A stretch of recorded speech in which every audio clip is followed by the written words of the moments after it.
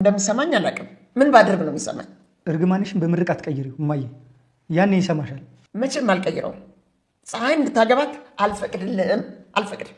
የመጣሁት ለምን እንደሆነ ልንገርሽ። ሽማግሌ ልልክ ነው። ሽማግሌ ልልክ ነው ብለህ ነው ያልከው? የእናት አባት አምላክ አንድ ነገር ይላክብህ። ዮዲት የት እየሄድሽ ነው? በር ልከፍት። በር ልከፍት በማለት ሰበብ ትተሽ ልትወጪ ነው? የእኔማ ቤት እንኳን ክፈት ያለችኝ ራሷ ትክፈት። ሂጂና ራስሽ ክፈች።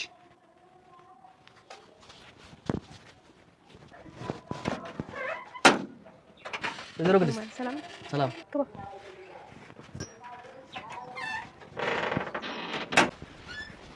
አልፈልግህም። አንዴ እኔ እፈልግሻለሁ፣ እኔ አፈቅርሻለሁኝ እየነገርኩሽ አይደል እንዴ? ለምንድን ነው የማይገባሽ? አልፈልግም። በቃ ስራ ልስራበት እንዴ። እነማን ናቸው? ባሌና ሰራተኛዬ። ባልሽና ሰራተኛሽ ነው አንቺ መኝታ ክፍል ገብተው አፍቅራለሁ አፍቅርሻለሁ የሚባሉት? አፍቅራለሁ አፍቅርሻለሁ የሚባሉት? አዎ፣ ባሌ ሰራተኛዬን ይወዳታል። እኔም ደግሞ እሱን ስለምወደው እንደፈለገው ብዬ ትቻለሁ። ባልሽ ከሌላ ሰው ጋር ቢሆን ምንም አይመስልሽም? ምን ችግር አለው? ፍቅር አይደል? ፍቅር ደግሞ ለወደዱት ሰው መስራት። አንቺ ሰራተኛሽ ምንድን ነው ደረቀች? እዛ እንዴ ለምንድን ነው ማትነግሪያት? እሺ የማትለው? የፈለኩትን ማድረግ እኮ አልቻልኩኝ። እንዴ ማነህ ደግሞ አንተ? ብለሽ ጎረምሳ ይዘሽ መጣሽ እንደ ቤት። የማን ወጣ ጤና እባክህ። ምንም ሳታፍር ፍቅረኛ ያላት ሰው ጋር ሰተት ብለህ ትመጣለህ እንዴ? የኔ ጌታ ፖሊስ ነኝ። ፖሊስ? የምን ፖሊስ? ወንጀለኛ የሚይዝ? አዎ ወንጀለኛ ነው የሚይዝ ፖሊስ። እኔ ምንም አላደረኩም። ፖሊስ እራሷ ነች። አንቺ ነሽ አይደል? ተናገሪያ። ተረጋጋ። መኝታ ክፍል ውስጥ አብሬሽ ካልተኛው ስትላት የነበረችው እሷ ነች? አዎ። አይ አይደለም ማለቴ መርማሪ፣ ባሌ በጣም ጥሩ ሰው ነው። እኔ ያለሱ ቆሜ መሄድ አልችልም። በጣም ጥሩ ነው። ፍታኝ። እኔ ደግሞ የፈለግከውን ነገር አደርግልሃለሁ። እኔ የምፈልገው ፍትህ ስትሰፍንና እውነት በአደባባይ ሲወጣ ነው። ልጆች ምን ይበላሉ? ሙስና ተቀብዬ ሀብታም ከመሆን ዳውኝ ብሞት ይመርጣሉ። ትንሽ አታስብም እንዴ? ጓዴ መረጃውን ላጥፋሉት፣ ከዛ ልልቀቁት፣ ከዛ እርሱ 1 ሚሊዮን ብር ይሰጡኛል። አዎ እሰጥሃለሁ።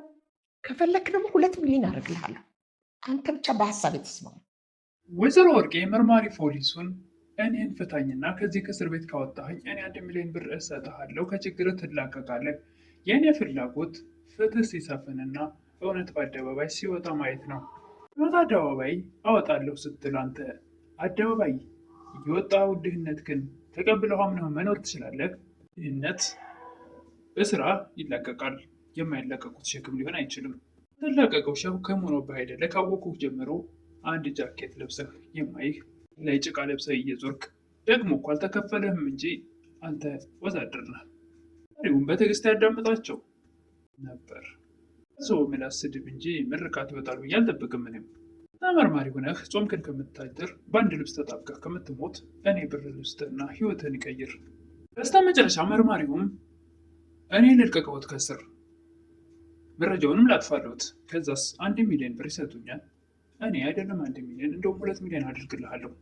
እስር ቤቱ ሰርችቷቸዋል። ወይዘሮ ወርቄ ሰላም ጤና ይስጥልኝ። ውድና የተከበራችሁ መላለም ያለች ኢትዮጵያ ኤሌክትሮኒክስን እግዚአብሔር ይመስገን ደህና ነኝ። የእናት ግፍ ድራማ ክፍል 57ን አብረን እናያለን። የባለፈው ክፍል ዮዲት አሰሪ ወይዘሮ ቅድስት ዮዲት ጠፍታባት ስትፈልግ አጋጣሚ መንገድ ላይ ከመርማሪው ጋር ተገናኝተው ምን ሆነች ነው እንደዚህ የተጨነቅሽ ትመስያለሽ? ሰራተኛ ጠፍታብኝ ነው፣ ዮዲት ትባላለች።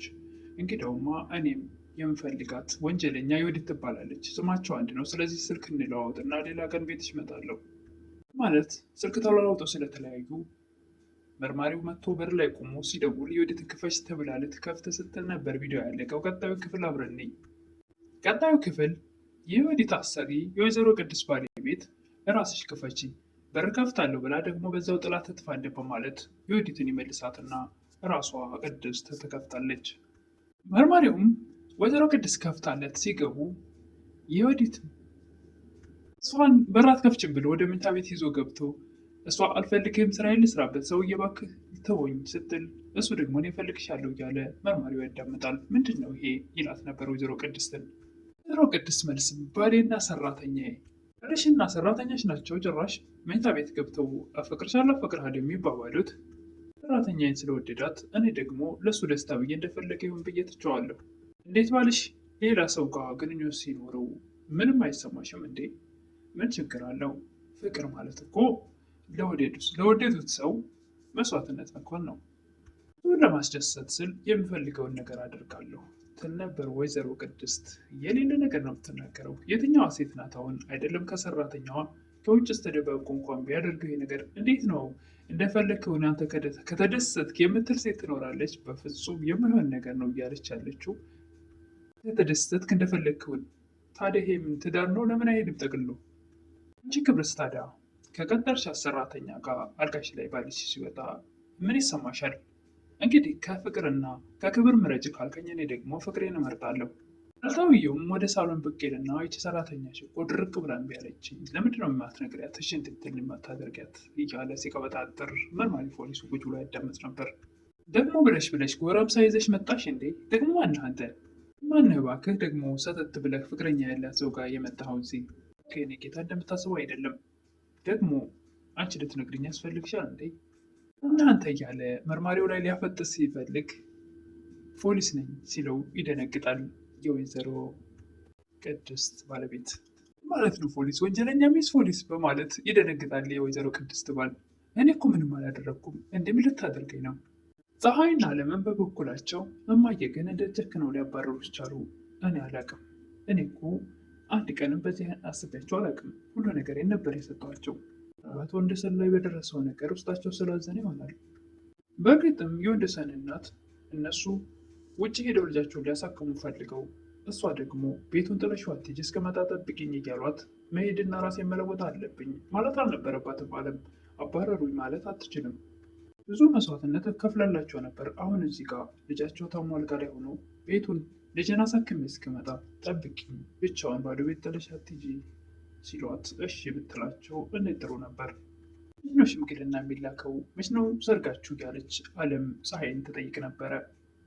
አስቻለው አባዬን ሊጠይቃት እስር ቤት ሂዷል። አስቻለውም እናቱን ሄዶ ሲጠይቅ በጭራሽ እሷን እንድታገባ አልፈቅድም ይሉ ነበር። አንተ ግን ጤነኛ ነህ? አዎ ጤነኛ ነኝ እናቴ። ጤነኛ ብትሆን ኖሮማ ሰራተኛ ለማግባት እንደዚህ አትቋምጥም ነበር። ብታስነካው ነው እንደዚህ ፈዛዛ አድርጋ ያስቀረችህ። እናቴ ፍቅር ነው፣ ሌላ ምን የሚያስነካች ነገር የለም። ከእሷ ጋር ሆኜ ሰላምን፣ ፍቅርን አግኝቻለሁ። ከእናንተ ጋር ሆኜ ክፋትን፣ ተንኮልን ነበር የማስበው። አሁን ግን ልቤ መልካም ነገር ተሞልቷል። ለራስ ብቻ ማሰብን ሳይሆን ለሰዎችን ማሰብና ለሰዎች መኖር እንዳለብኝ ተረድቻለሁ። እኔ የምፈልገው ከቀብራራዋ ከወርቄ የተወለደው ልጄ ከቀብራራዎች ከተከበሩ ዘሮች አግብቶ እንደወልድ እንጂ ከፀሐይ በፍጹም አልፈቅድልህም። አሁን ያለሽው እስር ቤት ነኛ እና እስር ቤት የገባሽው የተከበረ ሰው የሚሰራውን ስራ ሰርተሽ ነው እንደ እናቴ ይላት ነበር አስቻለው። የወዲት አሰሪም መርማሪው እዛ ባዶ ክፍል አድርጋ የምታሰቃያት የቀድሞ ባለቤቷን እናት ድምጿን ይሰማል ስትጮህ፣ ምንድን ነው እዚህ ውስጥ ያለው? የባለቤቴ እናት ናት፣ በያምጫት ላወራ ትፈልጋለሁ።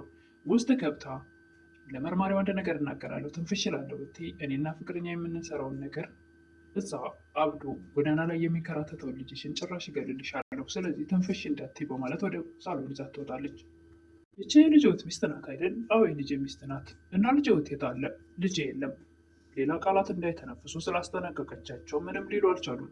አይፈሩ ንገሩኝ ባክዎት እማዬ ቢላቸውም መርማሪው ነገር ግን እተነፍሳለሁ ብትይ ጎዳና ላይ አብዶ የሚከራተተው ልጅሽን እገልልሻለሁ ስላለቻቸው ያን እያስታወሱ መናገር አልቻሉም። መርማሪውን በተደጋጋሚ ልጅዎትስ የት ነው ያለው? ለምንድን ነው የሚፈሩት? ንገሩኝ ቢላቸው ከመናገር ይልቅ ማስጠንቀቂያውን እያስታወሱ ስለፈሩ እያለቀሱ ተመልሰው ወደዛ ባዶ ክፍል ነበር የተመለሱት። ጠዋት መርማሪ እብድ እኮ ነች በምትል ሰዓት መርማሪውም የባለቤትሽን እናት ክብር እንደመስጠት እንደዚህ ታዋርጃለሽ? አሳብደው ውጭ ላይ የጣሉትም የወይዘሮ ቅድስት ባለቤት በር ላይ በጓሮ ቁጭ ብሎ እናቴ እማዬ እማዬ እያለ ብቻዋን ይስቅ ነበር።